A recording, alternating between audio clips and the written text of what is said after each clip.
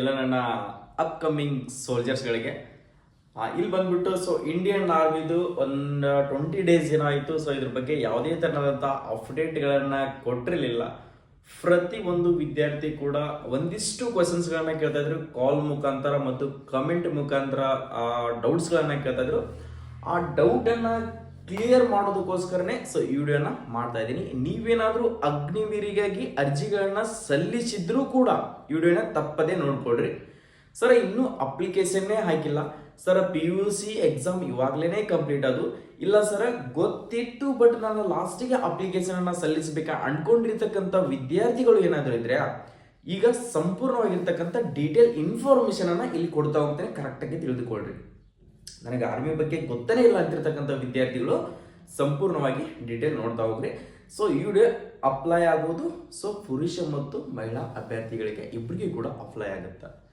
Okay, ನೀವೇನಾದರೂ Indian ಆರ್ಮಿಯಲ್ಲಿ ನೀವು ಕೂಡ ಸೈನ್ಯಕ್ಕೆ ಸೇರ್ಕೊಳ್ಬೇಕಂತ ಆಸೆಯನ್ನು ಹೊತ್ಕೊಂಡಿದ್ರೆ ಕನಸನ್ನ ಇಟ್ಕೊಂಡಿದ್ರೆ ನಮ್ಮ ಯೂಟ್ಯೂಬ್ ಚಾನಲನ್ನು ಇನ್ನೂ ಸಬ್ಸ್ಕ್ರೈಬೇ ಮಾಡ್ಕೊಂಡಿರಲಿಲ್ಲ ಅಂತಂದರೆ ಅದು ನಿಮ್ಮ ತಪ್ಪು ಕಲ್ಪನೆ. ಕೆಳಗಡೆ ಕಾಣ್ತಿರುವಂಥ ಸಬ್ಸ್ಕ್ರೈಬ್ ಬಟನನ್ನು ಸಬ್ಸ್ಕ್ರೈಬ್ ಮಾಡಿ ಇಟ್ಕೊಳ್ರಿ. ಯಾವುದೇ ಅಪ್ಡೇಟ್ ಬರಲಿ, ಸ್ಟೇಟ್ ಗೌರ್ಮೆಂಟ್ ಆಗಿರಲಿ, ಸೆಂಟ್ರಲ್ ಗೌರ್ಮೆಂಟ್ ಆಗಿರಲಿ, ಪ್ರೈವೇಟ್ ಜಾಬೇ ಕನ್ಫರ್ಮ್ ಮಾಡಲಿ, ಇಂಥದ್ದೆಲ್ಲನೂ ಕೂಡ ಅಪ್ಡೇಟ್ಗಳು ನಮ್ಮ ಯೂಟ್ಯೂಬ್ ಚಾನಲ್ದಲ್ಲಿ ಸಿಗ್ತಾನೆ ಹೋಗ್ತದೆ. HJ ಪ್ಯಾರಾಮಿಲಿಟರಿ ಅಂತ ಯೂಟ್ಯೂಬ್ ಚಾನಲ್ದಲ್ಲಿ. ಓಕೆ, ಅಗ್ನಿವೀರ್ ಬಗ್ಗೆ ಅಪ್ಡೇಟ್ ಆಗಿರ್ತಕ್ಕಂಥ ಮಾಹಿತಿಯನ್ನು ಕೊಡ್ತಾ ಹೋಗೋಣ. ಏನೆಲ್ಲ ಅಗ್ನಿವೀರದಲ್ಲಿ ಅಪ್ಲೈ ಡೇಟ್ ಯಾವಾಗ, ಅರ್ಜಿ ಸಲ್ಲಿಸುವ ದಿನಾಂಕ ಬಂದ್ಬಿಟ್ಟು ಫೆಬ್ರವರಿ 13ನೇ ತಾರೀಕಿನಿಂದ ಹಿಡಿದು ಕೊನೆಯ ದಿನಾಂಕ ಬಂತು. ಎಷ್ಟು? ಕೊನೆಯ ದಿನಾಂಕ ಏಪ್ರಿಲ್ 1ನೇ ತಾರೀಕಿಗೆ ಅಪ್ಲಿಕೇಶನ್ ಕೂಡ ಕ್ಲೋಸ್ ಆಗುತ್ತೆ. ಎಷ್ಟು? ಏಪ್ರಿಲ್ 1ಕ್ಕೆ ನಿಮ್ದು 2026 ಅಪ್ಲಿಕೇಶನ್ ಡೇಟ್ ಕೂಡ ಕ್ಲೋಸ್ ಆಗುತ್ತಾ. ನಾನು ಇನ್ನೂ ಅಪ್ಲಿಕೇಶನ್ನೇ ಹಾಕಿಲ್ಲ ಅಂತಿರ್ತಕ್ಕಂಥ ವಿದ್ಯಾರ್ಥಿಗಳು ಡೇಟ್ ಏನಾದರೂ ಎಕ್ಸ್ಟೆಂಡ್ ಮಾಡ್ತಾರಾ ಅಂತ ಅನ್ಕೊಂಡಿರುವಂಥ ವಿದ್ಯಾರ್ಥಿಗಳು ತಲೆಯಿಂದ ತೆಗೆದು ಹಾಕಿ. ಸರ್ವರ್ ತುಂಬಾನೇ ಬಿಸಿ ಬರ್ತಾ ಇದೆ, ಸರ್ವರ್ ಎರರ್ ಬರ್ತಾ ಇದೆ. ಅಪ್ಲೈನ ಪ್ರತಿಯೊಬ್ಬರು ಕೂಡ ಅಪ್ಲಿಕೇಶನ್ ಅನ್ನ ಹಾಕೊಳ್ರಿ. ಇನ್ನೂ ಹಾಕೊಂಡಿರಲಿಲ್ಲಪ್ಪ ಅಂದ್ರೆ ಇವತ್ತೇ ಹೋಗಿ ಸೈಬರ್ ಸೆಂಟರ್ಗೆ ಅಪ್ಲಿಕೇಶನ್ಗಳನ್ನ ಹಾಕೊಳ್ರಿ. ನೆಕ್ಸ್ಟ್ ಇದ್ರೆ ಎಕ್ಸಾಮ್ ಡೇಟ್ ಯಾವಾಗ ಬಿಡ್ಬೋದು ನಾವಂಕಿ ಆಲ್ರೆಡಿ ಅಪ್ಲಿಕೇಶನ್ ಅನ್ನ ಹಾಕಿದೀವಿ, ಎಕ್ಸಾಮ್ ಪ್ರಿಪರೇಷನ್ ಅನ್ನ ಮಾಡ್ತಾ ಇದೀವಿ ಮನೆಯಲ್ಲೇನೆ ಓದ್ತಾ ಇದೀವಿ ಅಂತಿರ್ತಕ್ಕಂಥ ವಿದ್ಯಾರ್ಥಿಗಳು ಎಕ್ಸಾಮ್ ಡೇಟ್ ಬಗ್ಗೆ ಕೇಳ್ತಾ ಇದ್ರು. ಪ್ರತಿಯೊಬ್ಬರು ಕೂಡ ಎಕ್ಸಾಮ್ ಡೇಟ್ ಬಗ್ಗೆ ಕೇಳ್ತಾ ಇದ್ದಿಲ್ಲ. ಎಕ್ಸಾಮ್ ಡೇಟ್ ನೋಡ್ಕೊಳ್ರಿ. ನಿಮ್ದು ಯಾವಾಗ ನಡೀತದಪ್ಪ ಅಂತಂದ್ರೆ ಎಕ್ಸಾಮ್ ಡೇಟ್ ಬಂದ್ಬಿಟ್ಟು ಜೂನ್ 1 to 15 ಮಟ ನಿಮ್ಮ ಎಕ್ಸಾಮ್ ಕೂಡ ಕಂಡಕ್ಟ್ ಮಾಡ್ತಾರೆ. ಯಾವಾಗ? ಜೂನ್ 1 ಅಂತ ಹಿಡಿದು ಜೂನ್ 15 ಮಟ ನಿಮ್ಮ CBT computer based exam, computer based CBT test ಅನ್ನ ನಡೆಸ್ತಾರೆ. ಟೋಟಲಿ ಬಂದ್ಬಿಟ್ಟು ಅಗ್ನಿವೀರ್ GD ಮತ್ತು ಟ್ರೇಡ್ಸ್ ಬಂದವರಿಗೆ 50 ಕ್ವಶನ್ಸ್ ಗಳು ಇರ್ತಾವು. 100 ಮಾರ್ಕ್ಸ್ ಇರ್ತದೆ. ನಿಮ್ಗೆ ಎಷ್ಟು? 100 ಮಾರ್ಕ್ಸ್ ಇರ್ತದ. ಓಕೆ, 50 ಕ್ವಶನ್ಸ್ಗಳು 100 ಮಾರ್ಕ್ಸ್ ಎಕ್ಸಾಮ್ ಇರ್ತದ. ನಿಮಗೆ ಬಂದ್ಬಿಟ್ಟು ಟೈಮಿಂಗ್ ನೋಡ್ಕೊಡ್ರಿ, 60 ಮಿನಿಟ್ಸ್ ಟೈಮಿಂಗ್ ಇರುತ್ತ. ಎಷ್ಟು? 60 ಮಿನಿಟ್ಸ್ ಎಕ್ಸಾಮಿಗೆ ಟೈಮಿಂಗ್ ಇರ್ತದ. ಇದು ಬಂದ್ಬಿಟ್ಟು ಕನ್ನಡ ಲ್ಯಾಂಗ್ವೇಜ್ ನಲ್ಲಿ ಕೂಡ ನಿಮಗೆ ಎಕ್ಸಾಮ್ ಅನ್ನ ಕಂಡಕ್ಟ್ ಮಾಡ್ತಾರೆ. ಯಾವುದು? ಕನ್ನಡ ಲ್ಯಾಂಗ್ವೇಜ್ ನಲ್ಲಿ ಕೂಡ ನಿಮ್ಗೆ ಎಕ್ಸಾಮ್ ಇರ್ತದ ಅಂತ ಹೇಳಿ ಆಲ್ರೆಡಿ ಅಪ್ಲೈ ಅನ್ನ ಮಾಡಿದ್ರೆ ನಿಮ್ಗೆ 5 ಎಕ್ಸಾಮ್ ಸೆಂಟರ್ಗಳನ್ನ ಚೂಸ್ ಮಾಡೋಕೆ ಅವಕಾಶವನ್ನ ಕೊಟ್ಟಿದ್ರು ತಾನೆ. ಅದರಲ್ಲಿ ಯಾವ್ದಾದ್ರು ಒಂದು ಎಕ್ಸಾಮ್ ಸೆಂಟರ್ ಬರ್ತದ. ಒಂದು ಎಕ್ಸಾಮ್ ಸಿಟಿ ಬರ್ತದೆ, ಸೆಂಟರ್ಗಳಲ್ಲ, ಸಿಟಿ ಬರ್ತದೆ. ನೀವು ಎಲ್ಲಿ ಹುಬ್ಳಿ ಕೊಟ್ಟಿದ್ರೆ, ಧಾರವಾಡ, ಬೆಂಗಳೂರು, ಬೆಳಗಾವಿ, ಕಲಬುರಗಿ ಎಲ್ಲಿ ಕೊಟ್ಟಿದ್ರಲ್ಲ ಎಕ್ಸಾಮ್ ಸೆಂಟರ್ಗಳನ್ನ, ಅದರಲ್ಲಿ ಸಿಟಿಗಳಲ್ಲಿ ಅಲ್ಲಿ ಒಂದು ಸಿಟಿಯಲ್ಲಿ ನಿಮ್ಮ ಎಕ್ಸಾಮ್ ಕೂಡ ಕಂಡಕ್ಟ್ ಅನ್ನ ಮಾಡ್ತಾರೆ. ಚೆನ್ನಾಗಿ ಸ್ಟಡಿಯನ್ನ ಮಾಡ್ರಿ. ಕೇವಲ ನಿಮ್ಗೆ ಉಳಿದಿರ್ತಕ್ಕಂಥ ಟೈಮ್ ಕೇವಲ 2 ತಿಂಗಳು ಮಾತ್ರ ಕಾಲಾವಕಾಶ ಇದೆ. ಚೆನ್ನಾಗಿ ಸ್ಟಡಿ ಮಾಡಿದ್ರೆ ಮಾತ್ರ ನೀವು ಅಗ್ನಿವೀರಲ್ಲಿ 100% ಸೆಲೆಕ್ಷನ್ ಆಗ್ತೀರಾ. Okay, 100% guarantee. ನಾನು ಹೇಳ್ತಾ ಇದಿಲ್ಲ, ಬೇಸಿಕ್ ನಾರ್ಮಲ್ ಬೇಸಿಕ್ ಅಂತಾನೆ ಟಾಪ್ ಹೋಗ್ರಿ. ಸುಮ್ಮನೆ ಡೈರೆಕ್ಟ್ ಆಗಿ ಯಾವುದೋ ಕ್ಲಾಸ್ಗಳನ್ನ ಕೇಳೋದು, ಸುಮ್ಮನೆ ಬೇಸಿಕ್ಗೆ ಗೊತ್ತಿರಲಿಲ್ಲ ಅಂದ್ರೆ ಕ್ಲಾಸ್ಗಳನ್ನ ಕೇಳಿ ಏನ್ ಮಾಡ್ತಾರೆ ಹೇಳ್ರಿ. ಫಸ್ಟ್ ಬೇಸಿಕ್ ರೆಡಿ ಮಾಡ್ಕೊಡ್ರಿ. ಯಾವುದೇ ಕ್ವಶನ್ಸ್ ಇರಲಿ, ಯಾವುದೇ ಈಸಿ ಟ್ರಿಕ್ ಇರಲಿ, ಫಸ್ಟ್ ನಿಮಗೆ ಬೇಸಿಕ್ ಗೊತ್ತಿತ್ತು ಅಂದ್ರೆ, ಮೆಥಡ್ ಗೊತ್ತಿತ್ತು ಅಂದ್ರೆ ಬೇಕಾದಂತ ಕ್ವಶನ್ಸ್ ತಂದು ಕೊಟ್ಟರು ಕೂಡ ನೀವು ಸಾಲ್ವ್ ಮಾಡ್ತೀರಿ. ಆ ಕಾರಣಕ್ಕೋಸ್ಕರ ಬೇಸಿಕ್ ಪ್ರಿಪೇರ್ ಆಗ್ರಿ ಮೊದಲಿಗೆ. ಎಕ್ಸಾಮ್ ನಲ್ಲಿ ಸಿಲೆಬಸ್ ಏನಿರ್ತದ, ಎಕ್ಸಾಮ್ ನಲ್ಲಿ ಸಿಲೆಬಸ್ ಏನಿರ್ತದ ಅಂತಿರ್ತಕ್ಕಂಥ ವಿದ್ಯಾರ್ಥಿಗಳು ನೋಡ್ಕೊಳ್ರಿ. ನಿಮ್ಗೆ ಬಂದು ಜಿಕೆ ಯಲ್ಲಿ 15 ಕ್ವಶನ್ಸ್ ಇರ್ತಾವು. ನೆಕ್ಸ್ಟ್ ಜನರಲ್ ಸೈನ್ಸ್ ನಲ್ಲಿ 15 ಕ್ವಶನ್ಸ್ ಇರ್ತಾವು. ನೆಕ್ಸ್ಟ್ ಮ್ಯಾಥ್ಸ್ ಮ್ಯಾಥ್ಸ್ ನಲ್ಲಿ 15 ಕ್ವಶನ್ಸ್ ಇರ್ತಾವೆ.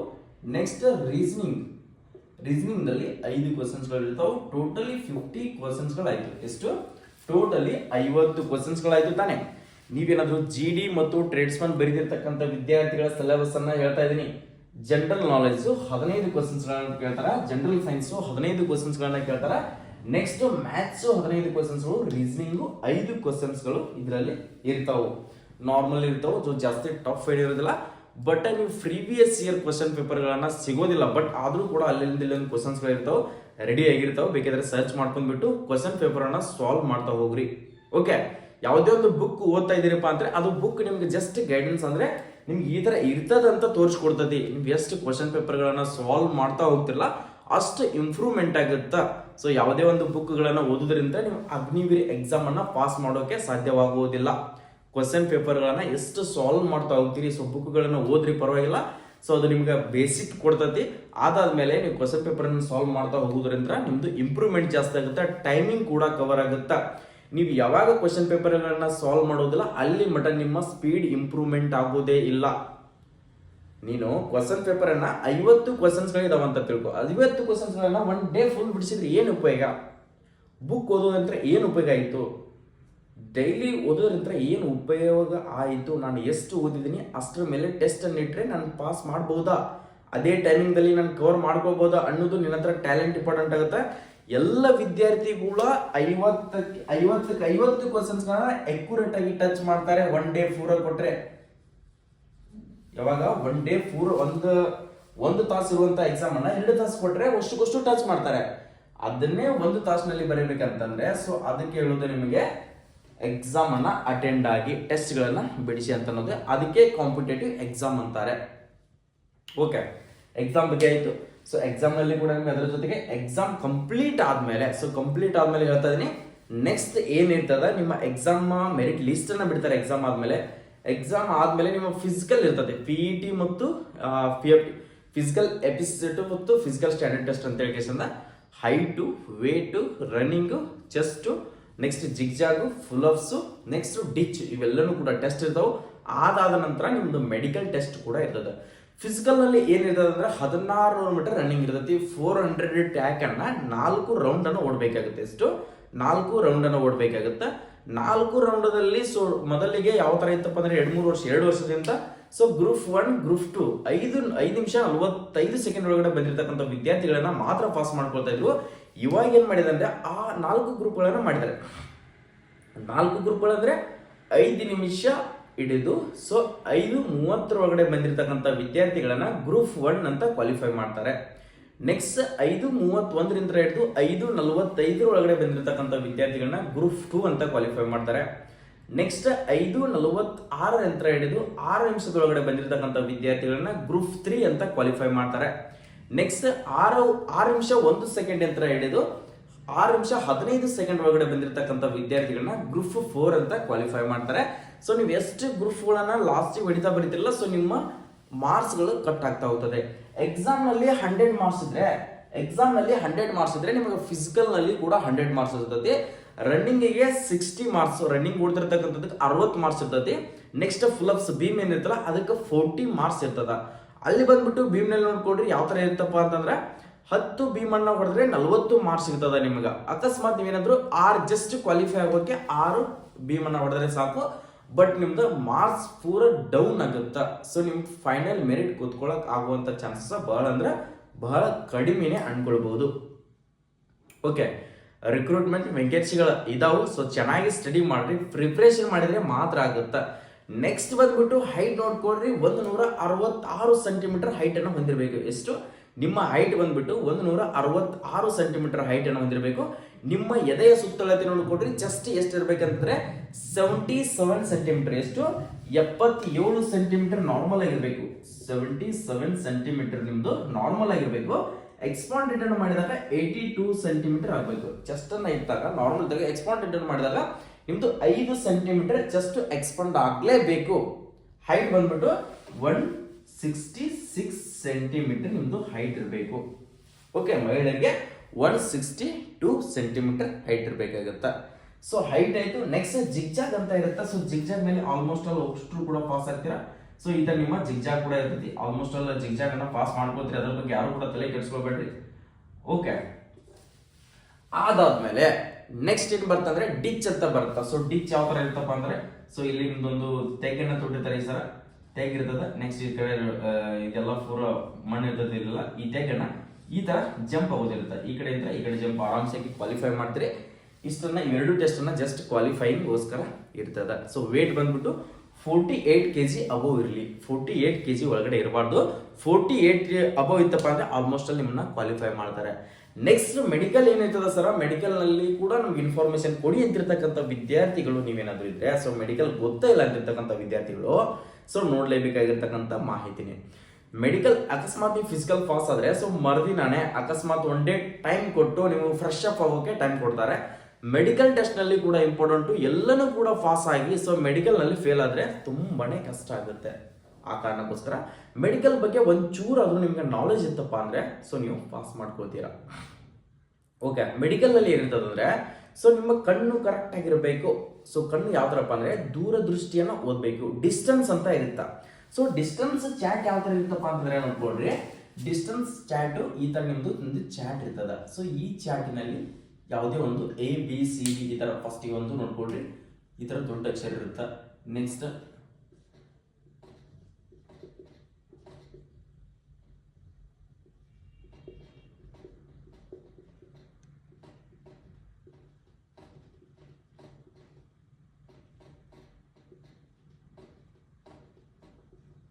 ಈ ತರ ಇರುತ್ತಲ್ಲ, ಇದು 6/6. ಓಕೆ, ಇಲ್ಲಿ ಮಟ್ಟ ನೀವು ಕಂಪಲ್ಸರಿಯಾಗಿ ಓದಲೇಬೇಕು. ಇದು ದೂರದೃಷ್ಟಿ ಯಂತ್ರ, ಡಿಸ್ಟೆನ್ಸ್ ಅನ್ನ ನಿರ್ಸಿರ್ತಾರೆ. ಈ ಚಾರ್ಟ್ ಅನ್ನ ಕಂಪಲ್ಸರಿಯಾಗಿ ಓದಬೇಕು. ಈ ಚಾರ್ಟ್ ಅನ್ನ ಕಂಪಲ್ಸರಿಯಾಗಿ ಓದ್ರೆ ನಿಮ್ದು 6/5 ಮೇನ್ ಪಾಯಿಂಟ್, ಮೇಜರ್ ಪಾಯಿಂಟ್ ಅಪ್ಪ ಅಂತಂದ್ರೆ ಇಂಡಿಯನ್ ಆರ್ಮಿದಲ್ಲಿ. ಸೊ ಇದು ಡಿಫೆನ್ಸ್ ನಲ್ಲಿ ಕ್ಲಿಯರಿಟಿಯಾಗಿ ಕಾಣಿಸ್ಲೇಬೇಕು. ಓಕೆ, ಇದಾದ್ಮೇಲೆ ಕಲರ್ ಬ್ಲೈಂಡ್ನೆಸ್ ಅಂತ, ಕಲರ್ ಬ್ಲೈಂಡ್ನೆಸ್ ಅಂತಾರ. ಸೊ ಒಂಥರ ಇದು ಬುಕ್ ಇರ್ತದ, ಇದು ಒಂಥರ ಬುಕ್ ಇರ್ತದ. ಈ ಬುಕ್ ನಲ್ಲಿ ಸೊ ಈ ತರದೆಲ್ಲದರೂ ಕೂಡ ಪೇಪರ್ಸ್ ಇರ್ತಾವ.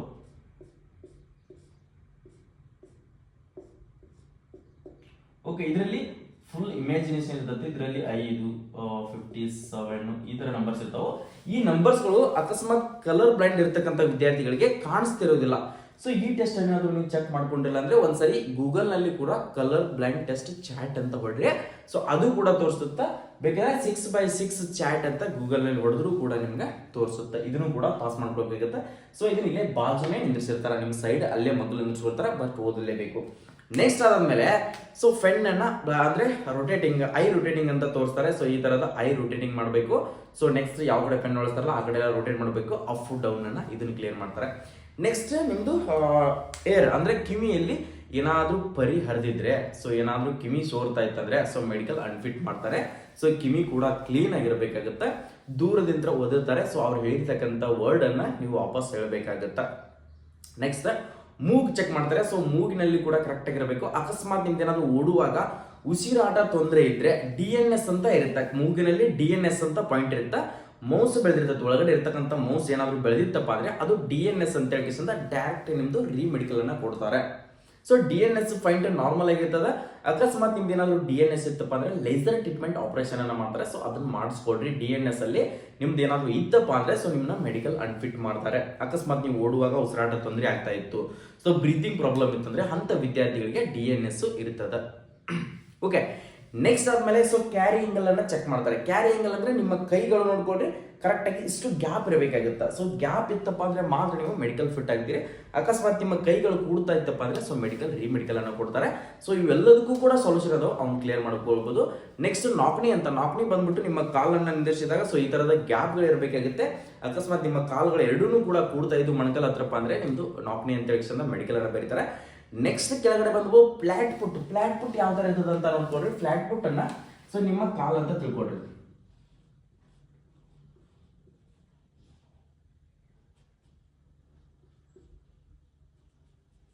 ಓಕೆ, ಫ್ಲಾಟ್ ಫುಟ್ ಅಂದ್ರೆ ಸೊ ನಿಮ್ದು ಈ ತರ ಕಾಲ್ ಇರಬೇಕು. ಅಕಸ್ಮಾತ್ ಫ್ಲಾಟ್ ಫುಟ್ ಈ ತರ ಇತ್ತಪ್ಪ ಅಂತಂದ್ರೆ ಇಲ್ಲಿ ನೋಡ್ರಿ, ಇದು ಪೂರ ನೆಲಕ್ಕೆ ಹತ್ತ. ಫ್ಲಾಟ್ ಫುಟ್ ಅಂದ್ರೆ ಪಾದದ ಕೆಳಗಡೆ ಫ್ಲಾಟ್ ಫುಟ್ ಕೆಳಗಡೆ ಕಾಲು ಪೂರ ಹತ್ತಾಕ್ ಹೋಗ್ಬಾರ್ದು. ಅದು ಒಂದ್ ಸ್ವಲ್ಪ ನಿಮ್ದು ಗ್ಯಾಪ್ ಇರಬೇಕಾಗುತ್ತೆ. ಅದೇನಾದ್ರು ಗ್ಯಾಪ್ ಇದ್ರೆ ಓಕೆ ಪಾಸು. ಅಕಸ್ಮಾತ್ ಗ್ಯಾಪ್ ಇರಲ್ಲ, ಪೂರ ನೆಲಕ್ಕೆ ಹತ್ತಿತ್ತಪ್ಪ ಅಂದ್ರೆ ಅದು ಫ್ಲಾಟ್ ಫುಟ್ ಅಂತ ಚೆಕ್ ಮಾಡ್ತಾರೆ. ನೆಕ್ಸ್ಟ್ ಪ್ರತಿಯೊಂದು ಫಿಂಗರ್ ಕೂಡ ಕರೆಕ್ಟಾಗಿ ಇರಬೇಕು. ಪ್ರತಿಯೊಂದು ಫಿಂಗರ್ ಯಾವುದೇ ತರಂತ ಫಿಂಗರ್ಗಳು ಎಸಿ ಪಿ ಸಿ ಇರಕ್ಕೆ ಹೋಗ್ಬಾರ್ದು, ಕರೆಕ್ಟಾಗಿ ಸ್ಟ್ರೇಟ್ ಇರಬೇಕು. ಅಕಸ್ಮಾತ್ ಫಿಂಗರ್ಗಳು ಕಟ್ಟಾಗಿರ್ಬಾರ್ದು, ಕಾಲಲ್ಲಿ ಅಥವಾ ನೆಕ್ಸ್ಟ್ ಕೈಯಲ್ಲಿ ಅಥವಾ ಫಿಂಗರ್ಗಳು ಕರೆಕ್ಟ್ ಇರಬೇಕು. ಓಕೆ, ನೆಕ್ಸ್ಟ್ ನಿಮ್ಗೆ ಏನಾದ್ರು ಟ್ಯಾಟೋಗಳಿದ್ದವಪ್ಪ ಅಂದ್ರೆ, ಅಕಸ್ಮಾತ್ ನಿಮ್ಮ ಹತ್ರ ಟ್ಯಾಟೋ ಏನಾದ್ರು ಹಾಕ್ಸಿದ್ರಪ್ಪ ಅಂದ್ರೆ ಸೊ ರಿಮೂವ್ ಮಾಡಿಸಿ. ನಾಳೆ ನಿಮ್ದು ಫಿಸಿಕಲ್ ನಲ್ಲೇ ಡೈರೆಕ್ಟ್ ಆಗಿ ಅನ್ಫಿಟ್ ಅನ್ನ ಮಾಡ್ತಾರೆ. ನೀವೇನಾದ್ರು ಟ್ಯಾಟೋ ಹಾಕ್ಸಿದ್ರಿಯಪ್ಪ ಅಂತಂದ್ರೆ ಅಂತ ವಿದ್ಯಾರ್ಥಿಗಳು ಮಿಸ್ ಮಾಡದೇ ಟ್ಯಾಟೋಗಳನ್ನ ರಿಮೂವ್ ಮಾಡಿಸ್ಕೊಳ್ರಿ. ಟ್ಯಾಟೋ ಅಲೌಡ್ ಇರುವುದೇ ಇಲ್ಲ. ಓಕೆ, ಟ್ಯಾಟೋನ ಹೇಳ್ತಾ ಇದೀನಿ. ನೀವು ಡಿಫೆನ್ಸ್ ಜಾಬ್ಗೆ ತಯಾರಿನ ಮಾಡ್ಬೇಕು ಅನ್ಕೊಂಡಿದ್ರೆ ಟ್ಯಾಟೋಗಳನ್ನ ಸಂಪೂರ್ಣವಾಗಿ ರಿಮೂವ್ ಮಾಡಿಸ್ಕೊಳ್ರಿ, ರಿಮೂವ್ ಆಗುತ್ತೆ.